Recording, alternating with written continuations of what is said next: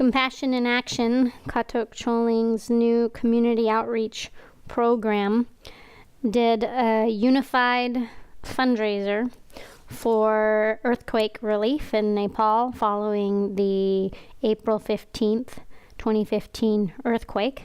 As you can see through these images, our groups had many different events and came up with many unique and wonderful ideas and came together to gather funds.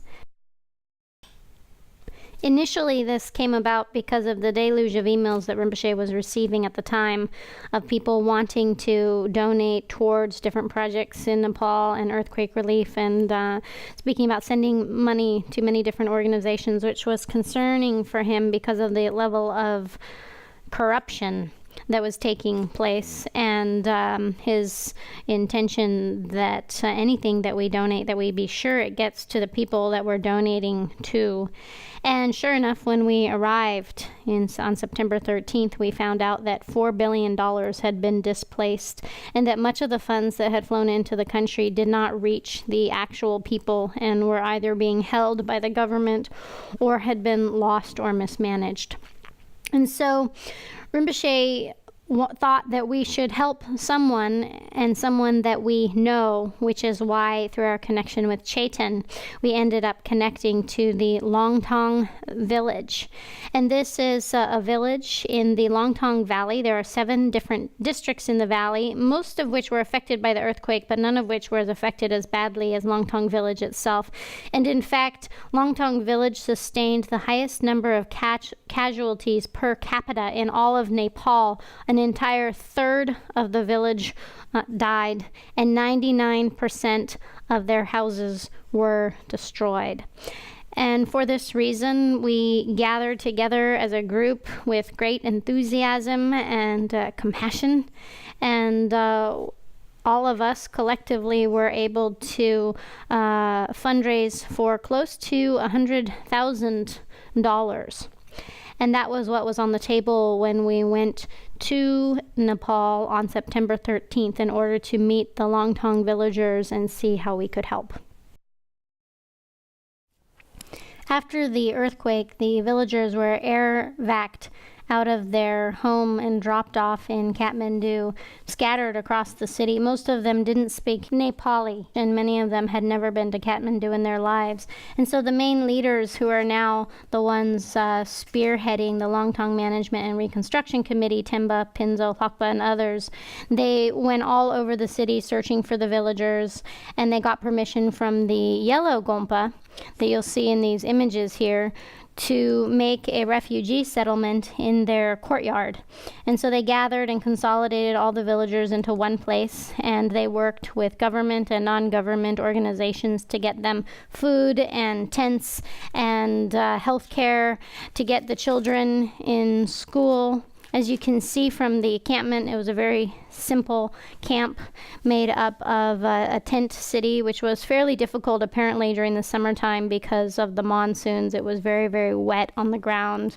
And inside the tents, it was very, very hot. Even when we went there, the inside of the large tents was just stifling humidity and heat.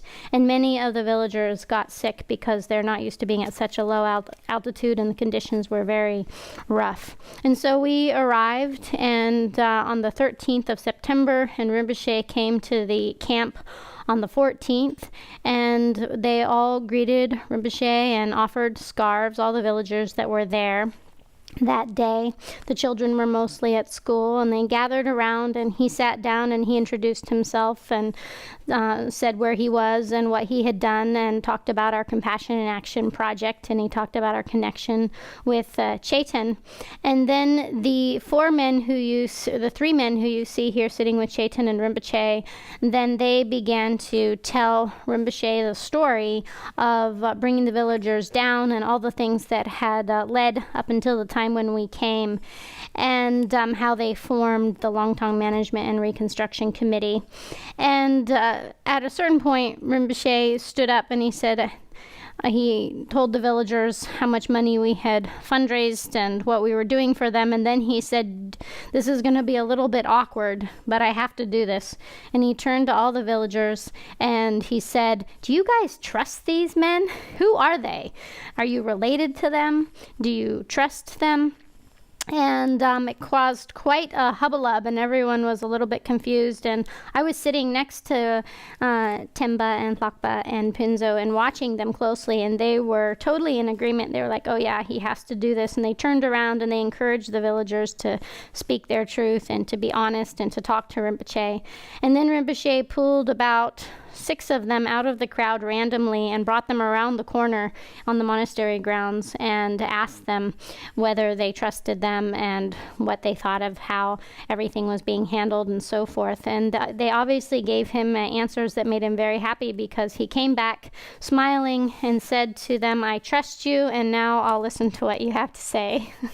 As you can see from this picture, they began a discussion at that point, and they spoke about how they had put together a committee in which all the villagers were a part, and in which there were 26 main members and then 4 officers. And they gave us their situation, and we spoke about what to do. And it was decided that since Rinpoche wanted to meet with all the villagers, and at that time there were only about 150 of the villagers in the encampment, and at least 80 had already gone up. So in order for Rinpoche to meet with all the villagers, we decided that we would fly via helicopter up to the village 2 days after the meeting.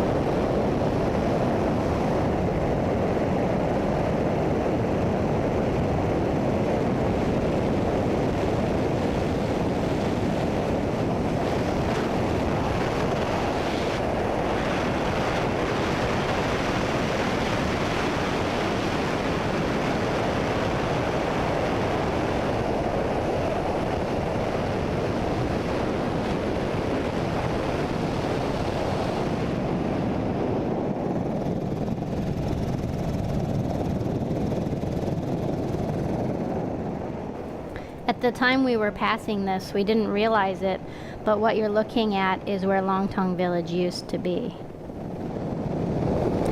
As you can see, the whole village was wiped out. Not only that, but Langtang village culture saved their wealth in the form of their homes, household items, jewelry, and other precious articles. Because of their remote location, none of them had access to banks, bank accounts, or investments. So not only are a third of the villagers buried underneath the rubble, but all of the villagers' life savings as well.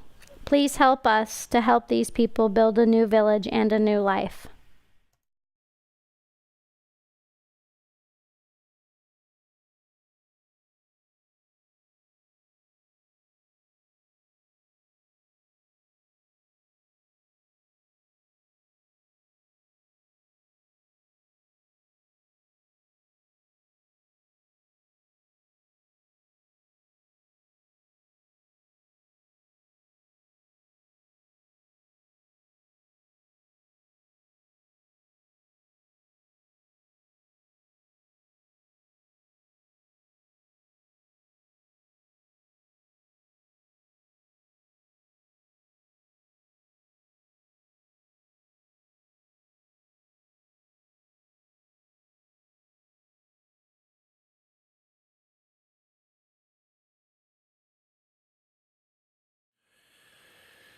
Sonavandye tamche zikpanye tomni nipi danan pamshi ni kega nanchi warlong chukpa ye chupin tsoli ndowa dorwar ko hikewa kundu yang taga lama tang dharme chuki kwarla longsho chang Satan lam che yon tai rap zong ni dor chen chang kai kompang nyur to ko